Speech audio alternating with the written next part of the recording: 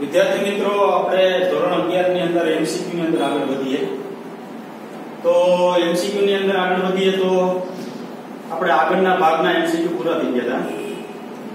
હવે આવે છે પારિમાણિક વિશ્લેષણ માટેના એમસીક્યુ.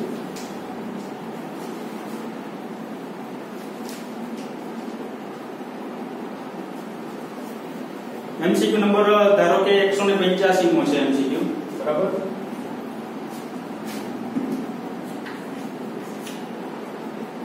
ઘણી બધી નવી ભૌતિક રાશિઓ આમાં જોવા મળશે.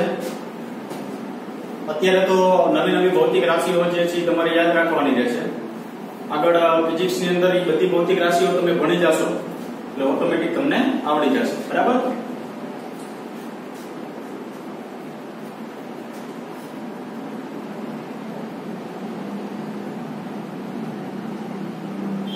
પિંચાસી છે કાર્ય દ્વારા 1 એમપીએસ એકમ.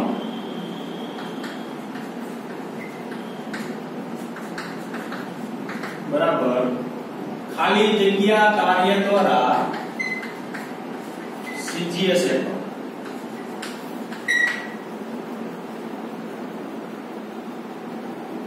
એમાં જવાબ આવે 10⁻⁷.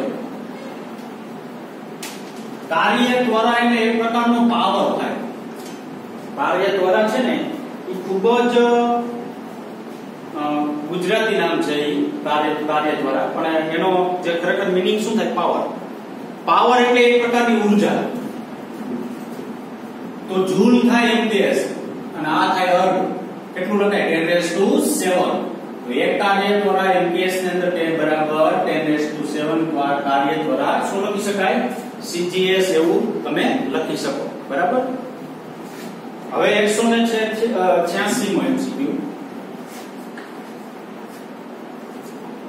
જો સમીકરણ b બરાબર a²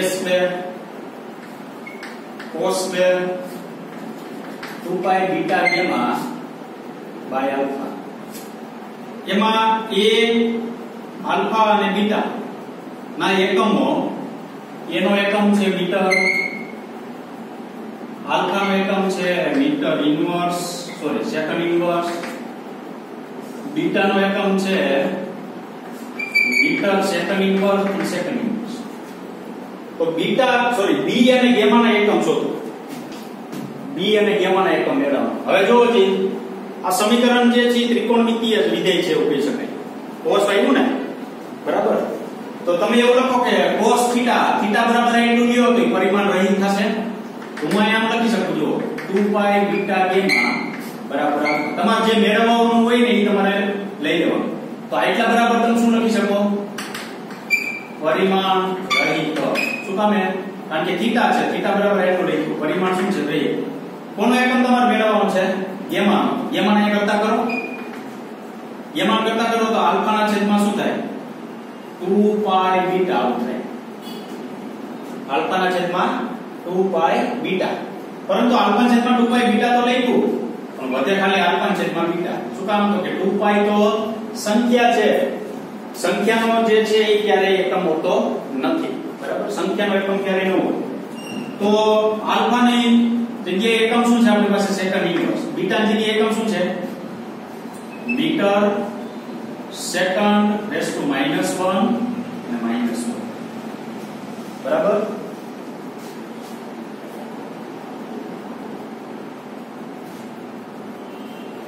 તો આ સેકન્ડ ઇન્વર્સ આમનો મીટર ઉપર -1 થાય, સેકન્ડ ઉપર -1 ને એની ઉપર -1. આ બે ગુણાકાર કરો ને એટલે +1 -1 * -1 ખાલી 1 થઈ ગયું. હવે આની ઉપર કેટલી ઘાત લીધી? 1 ઘાત લીધી. હવે 1 ઘાત લીધી તો ઉપર જશે તો સેકન્ડ ઇન્વર્સ મીટર -1 થી પ્લસ થઈ જશે ને સેકન્ડ -1 તો મીટર સેકન્ડ રેઝ ટુ -2, બરાબર. આખોનો એકમ મળશે આપણે ગેમાનો એકમ મળશે. હવે આવ્યું કોણ? બી. તો આટલાનો તો આનો તો કોઈ પારિમાણિક સૂત્ર હોતું નથી. આટલાનો આપણે વહીવટ કરી લઈએ, બરાબર. જે વસ્તુ જોતી હોય ને એ ખાલી આપણે ઉપાડવામાં આવે. આવા ગમે એટલા સૂત્ર હોય, કોઈ પણ નું પારિમાણિક સૂત્ર આપણે મેળવવાનું કે ને, એમાં જે વસ્તુ આપણે જોતી હોય ને એ જ વસ્તુનું આપણે પારિમાણિક સૂત્ર શું કરવાનું? મેળવવાનું. આટલી વસ્તુમાંથી ગેમા જોતું હતું તો આટલું જ લીધું. હવે આપણે કોણ જોતું છે? બી જોતું છે. તો વધ્યું કોણ? એ છે. બી આપણી પાસે મેળવવાનું. બી બરાબર ખાલી શું લીધું? a². આ લોજિક થી ખાલી વિચારવાની વાત છે, બરાબર. આની કોઈ રીત નથી કેવી રીતના આને ગણતરી કરવી છે. જે વસ્તુ આપણે જોતી હોય, ધારો કે મને કીધું બીટા મેળવવું છે ને અહીંયા મને ગેમાનો એકમ આપી દીધો તો મારે તો યાદ લેવું પછી બીટા કરતા કરો. હવે વધ્યું આ કોષ્ટક હોય ને એટલે આ બધું મળ્યું, આટલાનો ઉપયોગ થઈ ગયો. વધ્યું શું? બી બરાબર છે. તો એનો એકમ છે જો મીટર આપેલું છે પણ એ ઉપર શું છે? સ્ક્વેર. તો આવો ઓપ્શન કયો છે જોવો છે. મીટર સ્ક્વેર બી નો એકમ અને મીટર સેકન્ડ રેઝ ટુ -2 કોનો એકમ? ગેમા. બરાબર.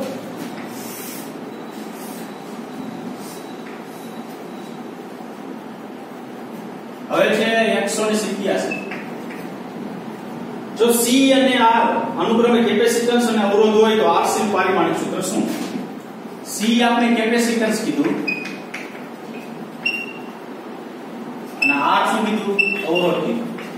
આ બે સૂત્ર છે ને એ પારિમાણિક સૂત્ર આપણે કોષ્ટકમાં આપેલું છે. બેયના પારિમાણિક સૂત્ર. RC કીધું તો R એટલે અવરોધ અને C એટલે કેપેસિટન્સ. બેયના પારિમાણિક સૂત્ર અહીં મૂકી દેવાના અને સાદુરૂપ આપી દેવાનું. જે પારિમાણિક સૂત્ર તમને મળશે ને, બરાબર, 187 ની અંદર m0 l0 t1 મળશે. સાદુરૂપ આપી દેવાનું. બરાબર. એટલું તમારામાં હોમવર્ક. હવે 189 માં જો તો CGS પદ્ધતિમાં પાણીની ઘનતા 1 ગ્રામ પર સેન્ટીમીટર ક્યુબ છે તો MKS પદ્ધતિમાં પાણીની ઘનતા કેટલી? મેં તમને કીધું હતું. CGS હોય તો પાણીની ઘનતા તમારે 1 લેવાની, MKS હોય તો 1000 લેવાની. આવી ચોખ્ખું થઈ ગઈ આપણે. બરાબર. CGS હોય તો પાણીની ઘનતા 1 લેવાની, MKS હોય તો પાણીની ઘનતા 1000 લેવાની. 1000 એટલે 10 રેઝ ટુ કેટલી થાય? 3, જે 189 માં તમને આપેલું છે.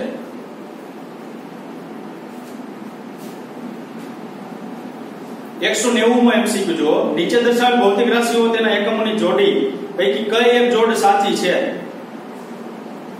તો પેલું આપેલું છે વિદ્યુત ક્ષેત્ર, તો એમાં કુલમ પર મીટર આપેલું છે. વિદ્યુત ક્ષેત્રનો એકમ કુલમ પર મીટર નથી, વોલ્ટ પર મીટર છે. બરાબર. એટલે એ એકમ ખોટો. ચુંબકીય ફ્લક્સ વેબર 12મા ધોરણમાં તમારે આવશે. ચુંબકીય ફ્લક્સનો એકમ શું હોય છે? વેબર. ઈ સાચો છે. એટલે જો અહીંયા તમારે ચુંબકીય ફ્લક્સ આવ્યું ન હોય તો અહીંયા તમારે યાદ રાખવું પડે. બરાબર. પછી પાવર, તો પાવરનો એકમ શું છે આપણી પાસે? વોટ છે. W.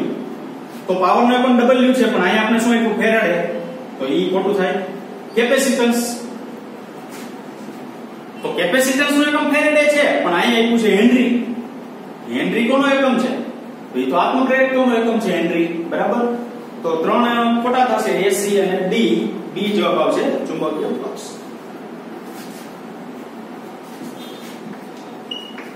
191 F બરાબર PT inverse plus Q into T. જો આવું ક્યાંય આપેલું હોય ને તો જોવાનું શું છે રકમ. જો બળ F છે એટલે F ને તમારે બળ કહેવાય. સમીકરણ વડે રજૂ કરી શકાતું હોય, આવું બળનું સમીકરણ છે રજૂ કરી શકાતું હોય. P નો એકમ ખાલી જગ્યાના જેવો છે. P નો તમારે એકમ મેળવવાનો છે. P નો એકમ મેળવવાનો છે. પછી શું કીધું? જ્યાં T સમય છે અને T શું છે? અહીંયા સમય છે. તો યાદ શું રાખવાનું? જે વસ્તુ મેળવવાની રીત તમારે રાખવાનું. તો જો જે અહીંયા આપણે P મેળવવું છે તો P વાળું સ્ટેપ જ રાખવાનું. F બરાબર એટલું લખવાનું. F બરાબર PT ઇન્વર્સ.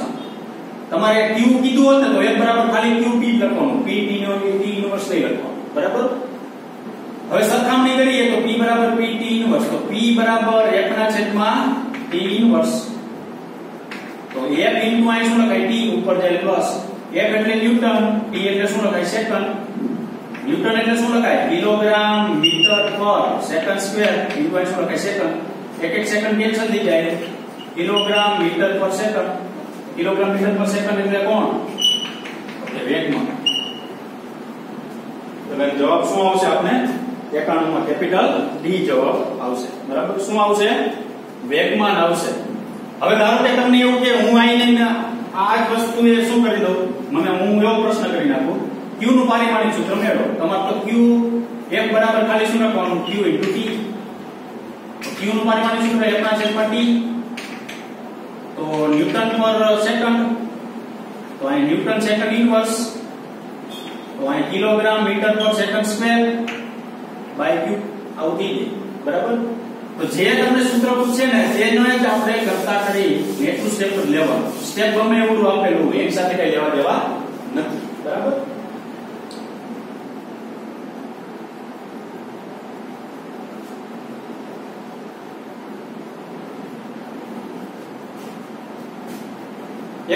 નો છે એમાં પૃષ્ઠ ઊર્જા અને પ્રતિબળ ઈ તમારે કે એવું નથી, એટલે તમારે યાદ રાખવાનું થશે આઘાત જૂલ પર મીટર સ્ક્વેર.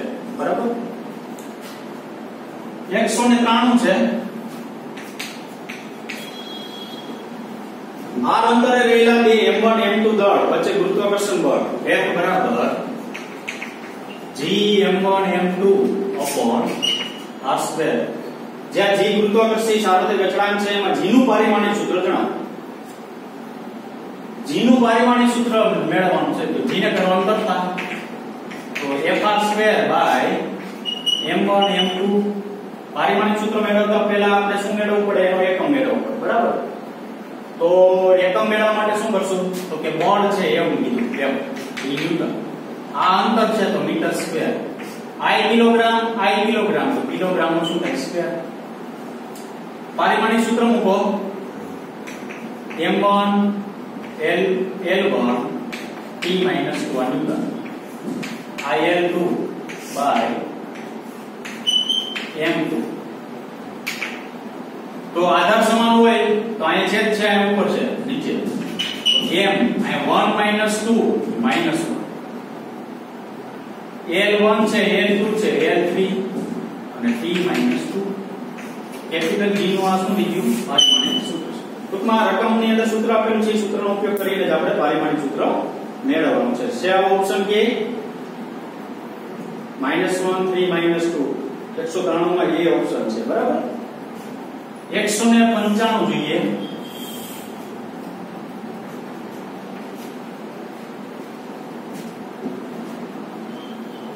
સોરી 94.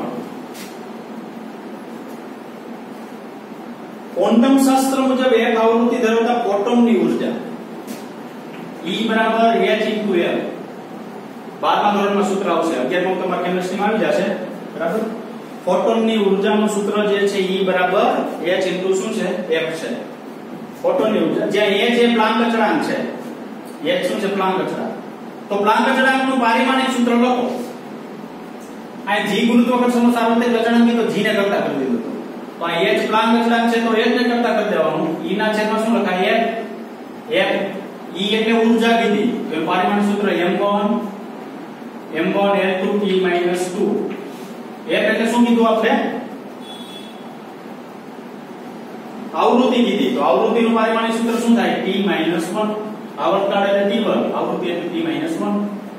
તો અહીંયા શું થશે, પારિમાણિક સૂત્ર m1 L2 t - 2 અને +1 -1.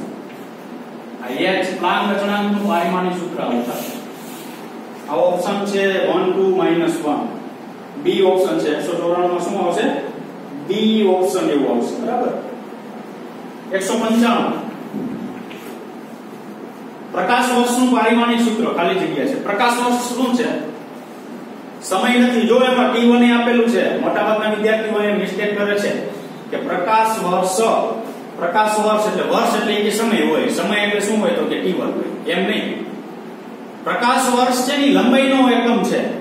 તમને ખબર હોય તો મીટરમાં આપેલું છે એની વેલ્યુ, તો એનું પારિમાણિક સૂત્ર શું થાય ખાલી L1 થશે. બરાબર.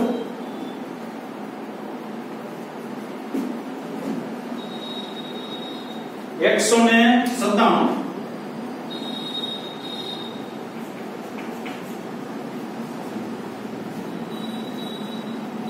બે વિદ્યુતભારો વચ્ચેનું અંતર 2a હોય તો આ તંત્રની દ્વિધ્રુવી ચાક માત્રા P બરાબર 2a * Q.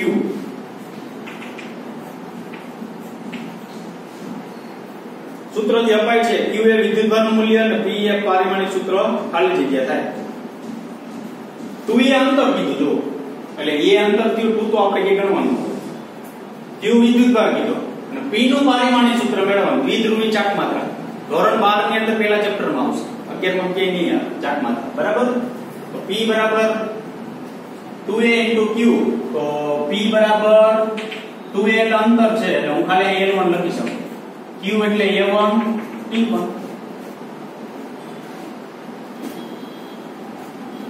કારણ કે વિદ્યુતભારનું પારિમાણિક સૂત્ર a1 t1, લંબાઈ એટલે l1. તો આ શું થાય? m0 l1 t1 અને શું લખાય? k1. બરાબર. તો 197 છે, એમાં જવાબ D આવશે. કયો જવાબ આવશે? D. સુધારો કરવાનો છે. D જવાબની અંદર આવો ઓપ્શન આપેલો છે, m0 l1 t1 અને a1. એટલે 197 ની અંદર કેપિટલ D જવાબ આવશે. હવે જોઈએ તો 198 જુઓ. એક ભૌતિક રાશિનું પારિમાણિક સૂત્ર m⁴ l⁵b t⁵c છે. તો એ ભૌતિક રાશિ કઈ હશે?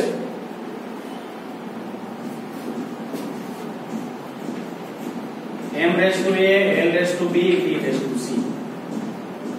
જો જ પેલું દબાણ 1 -1 -2, અહીંયા 1 મૂકો, અહીંયા -1 મૂકો, -2, તો બરાબર સાચું છે, દબાણ છે આપણી પાસે, બરાબર. વેગ માટે તો તેમાં દળ જ ન આવે, 1 ક્યારેય ન આવે, એટલે ઈ ખોટી. પ્રવેગ માટે દળ ન આવે, ઈ ખોટું. બળ માટે m1 આવે, m1 એટલે a બરાબર 1 આવે, પણ ન્યા શું આપેલું છે? 0. તો સૌથી સાચી રાશિ કઈ થશે? દબાણ. શું મૂકી દેવાનું? abc બરાબર તમારે 1 -1 -2. તો આ પારિમાણિક સૂત્ર થયું ને, ઈ કોનું થયું? દબાણનું થયું. બાકી તમે કિંમત મૂકશો ને તો ઈ ભૌતિક રાશિ પારિમાણિક સૂત્ર મળશે નહીં, બરાબર. 199 છે, કેલરીનું પારિમાણિક સૂત્ર ખાલી જગ્યા થાય. હવે કેલરી એટલે શું? તો કે ઊર્જા. તો m1 l2 t-2. યાદ રાખજો, જો અહીંયા ખાલી કાઈ નથી m ઉપર, એનો મતલબ કે 0 ની ઘાત ગણવાની, બરાબર. એની ઉપર કાઈ નથી એટલે 0 ઘાત ગણવાની નથી. પણ કેટલી ઘાત ગણવાની? 1. એટલે તમે જોશો ને તમારી બુક ની અંદર, એટલે એવા બે ઓપ્શન છે, a અને c.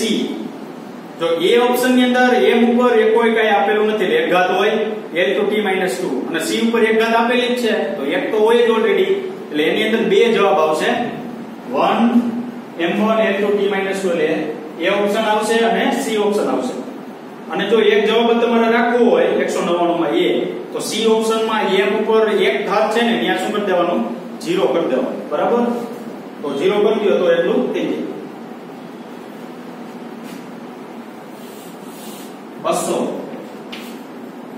વિકિરણની તીવ્રતા I બરાબર E/A × T. આ આગળ 11મા ધોરણમાં આવશે વિકિરણની તીવ્રતા, બરાબર. I/E/A × T. એકમ ક્ષેત્રફળ દીઠ એકમ સમયમાં ઉત્સર્જાતી ઊર્જાને વિકિરણની તીવ્રતા કહેવાય. એકમ ક્ષેત્રફળ દીઠ એકમ સમયમાં ઉત્સર્જાતી ઊર્જા એટલે એની તીવ્રતા. ધારો કે સૂર્ય છે, સૂર્ય ખરેખર છે આખો ગોળો, પણ આખો ગોળો આપણે દેખાતો નથી, ખાલી ડીશ જેવું દેખાય. જો તો તમે સામેનો ભાગ જે જોવો ને, તમારું એકમ ક્ષેત્રફળ ગણો. 1 સેકન્ડમાં જેટલી ઊર્જા બહાર આવતી હોય ને, એ સૂર્યની શું કહેવાય? તીવ્રતા કહેવાય. તો I બરાબર E/A × T. આ સૂત્ર આપણા ચેપ્ટર ની અંદર એ આપેલું નથી, પણ આગળ 11મા ધોરણની અંદર સૂત્ર આવશે વિકિરણની તીવ્રતા. હવે આનું પારિમાણિક સૂત્ર આપણે મેળવવું કેવી રીતના મળશે? તો આપણે શું કીધું? એકમ ક્ષેત્રફળ દીઠ એકમ સમયમાં, એકમ ક્ષેત્રફળ એકમ સમય છેદમાં ઉત્સર્જાતી ઊર્જા એટલે E. હવે આનું પારિમાણિક સૂત્ર મેળવવું હોય, મૂકવું હોય, તો ઊર્જા છે m1 l2 t- શું લખાય? 2 આ છેદમાં ક્ષેત્રફળ છે l2, સમય છે t1. તો આ તો બે કેન્સલ થઈ ગયા.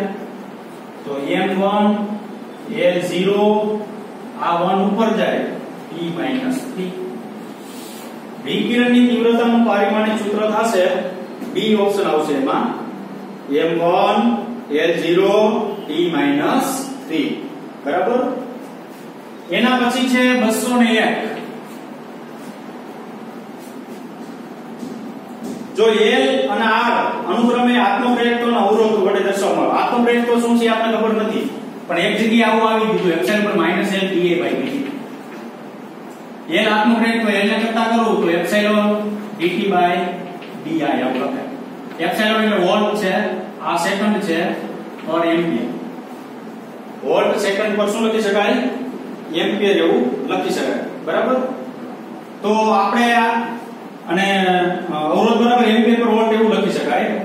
તો બે ગુણાકાર કરવામાં આવે, સોરી શું કહેવાય, વોલ્ટ પર એમ્પિયર લખી શકાય અવરોધ, એટલે બે ભાગાકાર કરવામાં આવે આ L બરાબર ds/A લખાય અને અવરોધ બરાબર V/A લખાય. બે ભાગાકાર કરો તો આવડી છે વધે ખાલી શું સેકન્ડ. તો આપણે એટલું બધું લાંબુ વિચારવાનું નથી, બરાબર. પરંતુ આપણે શું કામ કરશું? ડાયરેક્ટ લેશું. શું તો કે L/R કે દેખાય ને તમને, એના બરાબર શું લખવાનું? સમય. સમય તો અહીં પારમાણિક સૂત્ર શું કહી દેવાનું? T1. એટલે C ઓપ્શન આવશે. બરાબર. L/R એટલે આત્મ પ્રેરિતત્વ છે, વોલ્ટ સેકન્ડ પર એમ્પિયર મળશે, R એટલે વોલ્ટ પર એમ્પિયર મળશે, વોલ્ટ પર એમ્પિયર કેન્સલ થઈ જશે અને ખાલી શું વધે? સેકન્ડ.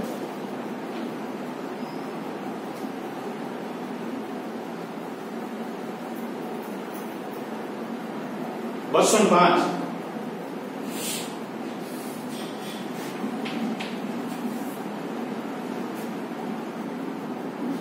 ગલનગુપ્ત ઉષ્મા નું પારિમાણિક સૂત્ર ખાલી જગ્યા છે.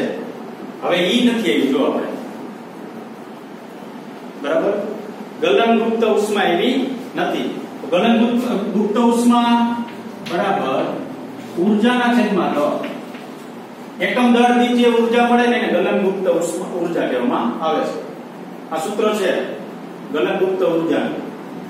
તો ઊર્જા જે આ શું મેળવવાનું છે એનું પારિમાણિક સૂત્ર છે ને, હા, ઊર્જા એટલે m1 L2 T - 2 લખાય. દર એટલે શું લખાય? m1. આ cancel, L2 T - 2 L2 T - 2 કયો આવશે? એ ઓપ્શન આવશે, કારણ કે સી ઓપ્શન માં ખાલી m ઉપર કઈ આપેલું નથી એટલે કઈ ઘાત હોય છે. બરાબર. હવે જો 208 શું વિધાન છે? સરેરાશ વર્ગિત ઝડપના વર્ગમૂળનું પારિમાણિક સૂત્ર. આ સરેરાશ વેગ કહેવાય, એનો વર્ગિત કીધું એટલે સ્ક્વેર થયો, એનું વર્ગમૂળ તો ખાલી શું મળે? v જ મળે. સરેરાશ વર્ગિત, સરેરાશ વેગ લેવાનો, એનો વર્ગ કરવાનો, એનું વર્ગમૂળ કાઢવાનું, તો વધુ ખાલી v જ વધ્યું, તો એનું પારિમાણિક સૂત્ર શું થાય? વેગનું પારિમાણિક સૂત્ર માં થયા m0 L1 t - 1 વર્ગ કરવાનો, એનું વર્ગમૂળ કાઢવાનું, તો સરેરાશ વર્ગિત વેગનું વર્ગમૂળ પારિમાણિક સૂત્ર m0 L1 t - 1. 209 પ્લાન્ક અચળાંકનું પારિમાણિક સૂત્ર ક્યાં મેળવ્યું હતું? અહીં m1 L2 અને t - 1 h. બરાબર. એને શું કહેવામાં આવે? પ્લાન્ક અચળાંકનું પારિમાણિક સૂત્ર. 209 ની અંદર C ઓપ્શન કરજો. 209 ની અંદર શું કરવાનું? C ઓપ્શન કરવાનું. બરાબર. 211 નીચેનામાંથી પારિમાણિક દ્રષ્ટિએ સાચું શું છે? તો A ઓપ્શન કરી નાખજો. એમાં 211 માં શું કરી દેવાનું? A ઓપ્શન કરી દેવાનું. બરાબર. એકમ ક્ષેત્રફળ દીઠ ઊર્જાની જગ્યાએ બળ લખના, કારણ કે એકમ ક્ષેત્રફળ દીઠ લાગતું બળ એને આપણે દબાણ કહી શકીએ. બરાબર. 211 તો એકમ ક્ષેત્રફળ દીઠ લાગતું ઊર્જાની જગ્યાએ શું કરવાનું? બળ કરવાનું. બરાબર. હવે જો 214 ફેરાડે એકમ ધરાવતી ભૌતિક રાશિનું પારિમાણિક સૂત્ર લખો. તો ફેરાડે એકમ ધરાવતી ભૌતિક રાશિનું પારિમાણિક સૂત્ર એટલે જ્યાં q દેખાય છે ને mlt માં q, ત્યાં બધે a કરી નાખો અને કેપેસિટન્સ નું પારિમાણિક સૂત્ર જોઈ લો. એટલે m-1 L-2 T4 અને Q2 છે ને, ત્યાં બધી q જગ્યાએ શું લખવાનું? બધી a લખવાનું. બરાબર. એટલે એમાં કેપેસિટન્સ નું પારિમાણિક ફેરાડે જે એકમ છે એ કોનો છે? કેપેસિટન્સ નો છે. તો કેપેસિટન્સ નું પારિમાણિક સૂત્ર તેની અંદર શું કરી નાખવાનું? લખી નાખો.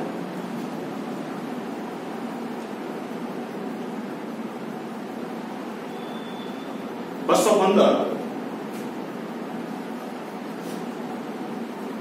y બરાબર a sin omega into x upon v minus k વડે રજૂ થતા તરંગ સમીકરણમાં v રેખીય વેગ ઓમેગા કોણીય ઝડપ તો k નું પારિમાણિક સૂત્ર મેળવો. હવે k નું પારિમાણિક સૂત્ર મેળવવા માટે શું છે તો કે x upon v minus k બરાબર પરિમાણ રહિત. શું કામ તો કે sin ઓમેગા છે એટલે sin વાળું સ્ટેપ આવે એટલે પરિમાણ રહિત. તો આપણે મેળવવાનું શું છે k નું પારિમાણિક સૂત્ર મેળવવું છે તો x ને v આપણે આપેલા છે x upon v minus k બરાબર પરિમાણ રહિત k ને કરતા કરો તો x upon v થાય. x એટલે શું કીધું આપણે